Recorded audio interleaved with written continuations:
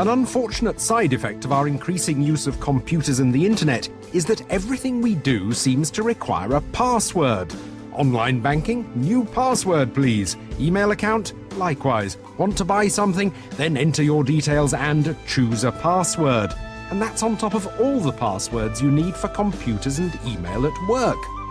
These passwords are the front door key to everything. Our money, our credit card details, our little secrets, our company's future product development plans, whatever. But they're not a very secure key. For a start, it requires a monumental feat of mental gymnastics to remember them all. So we all come up with shortcuts like using the same ones or writing them down and hiding them. And people seem ready to surrender their passwords in return for the smallest of treats.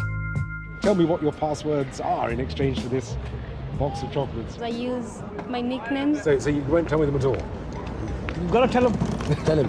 Tell him. Yes, Ferrari. It's called Spartacus. Spartacus. Okay, well, that's hard. Dolly Dimple. Dolly Dimple, that's lovely. Can I have the chocolate? Yeah, yeah. Creamy. Creamy, lovely. Holly. Holly. If I do my bank form, you won't rob me, will you? Thank you very much indeed. Thank you. Well, bye-bye, Dolly Dimple. Naturally, the people working in the Gadget show office wouldn't give up their passwords so easily, but that still doesn't mean they're safe. We asked 3 of our finest employees to think of a password each. We wanted to see whether it was easier to discover them by hacking into their minds or their computers. To achieve this, we brought in a hypnotist, Jonathan Royle, who tried to find out by hypnotizing them all, and top security expert Dave Duke, who would use his technical skills on their computers. First up, Karen. She knows we're trying to discover her secret password, but will she play hard to get? Just close your eyes and just sleep. John's going to ask you 3 questions. This will be the same question 3 times, namely, what is your password? The first 2 times that he asks you this question, you will blatantly lie. The 3rd time, you'll find you've got an overwhelming desire to tell him, and you'll feel really, really good about it. Wakey, wakey, rise and shine. John? Karen, what's your password? Karen. I didn't believe that. Karen, what's your password? John. I don't believe that either. So let's try the third time. Karen, what's your password? Gadget's 8. Sleep. Relax deeper. Wakey, wakey, rise and shine. Karen was genuinely unaware that she'd revealed her correct password to us. But would our security expert find it out so easily? Karen, this is Dave. You just need to have a look at your computer for a second. You don't mind it? In fact, he was retrieving a device he'd fitted on the back of Karen's computer while she'd been away from her desk. Thank you.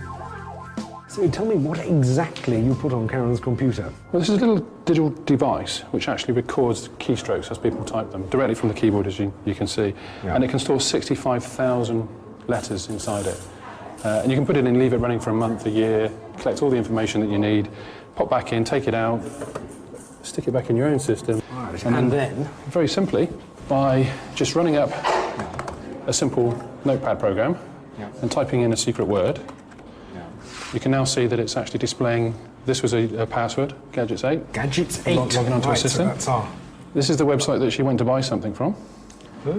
This was her logging name for her credit card details. This was her password, and that's her credit card number. So we've got 2 lots of passwords and her credit card number, just off this thing that costs how much?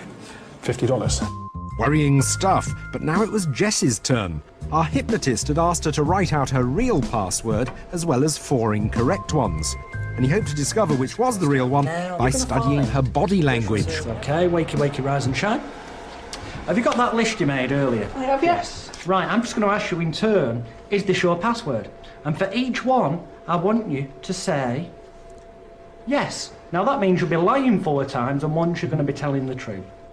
Jess, is your password Jessica1? Yes.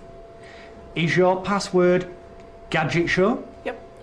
Is your password Jess is Wicked? Yep. Is your password North One TV? Yes. Is your password Television 1? Yes.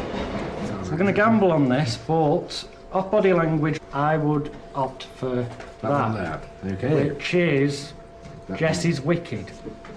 Thanks.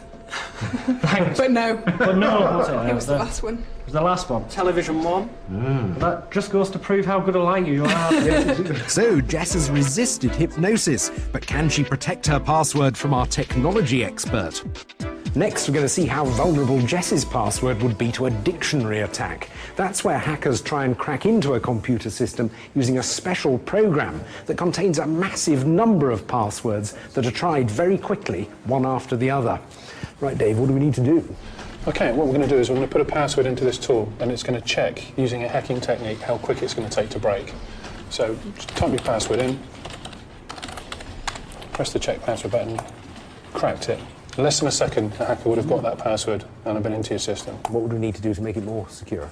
You need to really add random letters and numbers and other information into it so that your password isn't a real word, so that people can't use a dictionary, troll the passwords and find out what it is. And if we do that with this password... Let's try a new one.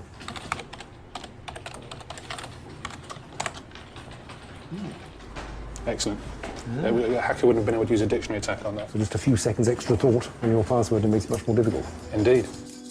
With Jess now in possession of a more secure computer, it's time to see if James can protect his password. James proved resistant to hypnosis, so Jonathan was forced to try another technique. He asked James to write out his password and then set fire to it in front of me. Now he'll attempt to guess it by studying James typing it out on an imaginary keyboard. This is what I got. I got PAPERCL number 0 P. I've got paper clock. Now, are we anywhere near? You're 80% right. One letter's wrong and you're one character missing. In fact, Jonathan had used a trick. By writing out his password, James had made it vulnerable to Jonathan's sleight of hand, despite it appearing to be destroyed. Right, let's try the technological approach. We're going to access James's PC remotely. Using widely available software, we're going to hack into his computer and get an exact copy of his computer screen on ours, and we're also going to log all his keystrokes. And our computer expert could do this from anywhere in the world. So James, type in the password, please. Okay, so we'll have a look here, keystrokes, and we can see he's typed paperclip. This little symbol means the shift key and 1, so shift 1, which is exclamation mark, so his password's paperclip, exclamation mark. Paperclip, exclamation mark. Yep, that's it. What else can you do? Right, what we can also do is we can actually go and have a look in real time at his system. This is exactly what he's doing second by second.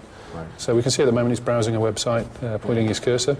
But on top of that, we can actually go and take information directly from his system. So here, we're actually looking at his webcam. We've taken a photograph of him sat at his desk. We've got evidence that this is him at his desk, this is the website that he was actually looking at the time, and we know exactly what he was typing.